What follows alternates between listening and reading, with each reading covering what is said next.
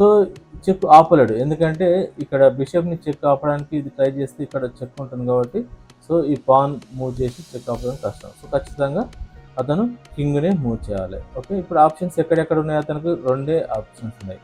So C8 ఉంది plus E8 ఉంది. First example C8లోకి వెళ్దాం.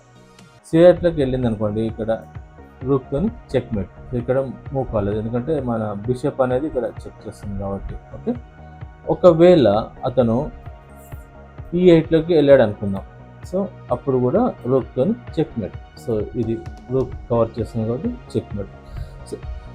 సో ఇప్పుడు ఇంకో ఎగ్జాంపుల్ చూద్దాం. మన క్వీన్తో E8 పెట్టి చెక్ పెట్టారు. సో అతను రూక్తోని మన క్వీన్ని క్యాప్చర్ చేసింది. మనకి ఇక్కడ పాన్ ఉంది కదా, మీకు తెలుసు కదా, దీన్ని క్యాప్చర్ చేసి మనం క్వీన్గా ఏదైనా కన్వర్ట్ చేసుకోవచ్చు. ఇప్పుడు నేను క్వీన్గా కన్వర్ట్ చేస్తున్నాను. Okay, so check. ఇప్పుడు అతను ఖచ్చితంగా దీంతో తింటాడు. ఇప్పుడు చూడండి, నేను మన బిషప్తో ఈ D6లో ఉన్న పాన్ని క్యాప్చర్ చేస్తూ చెక్ పెట్టాను. ఇక్కడ డబుల్ చెక్ చూడండి, దీన్ని ఉంచింది ప్లస్ రూక్తో కూడా ఉంది. ఓకే, చెక్ మేట్ అయింది ఇక్కడ, ఎందుకంటే ఇక్కడ ఆప్షన్ లేదు, ఈ స్క్వేర్లో ఆప్షన్ లేదు. ఓకే, ఈ స్క్వేర్లో కూడా ఆప్షన్ లేదు.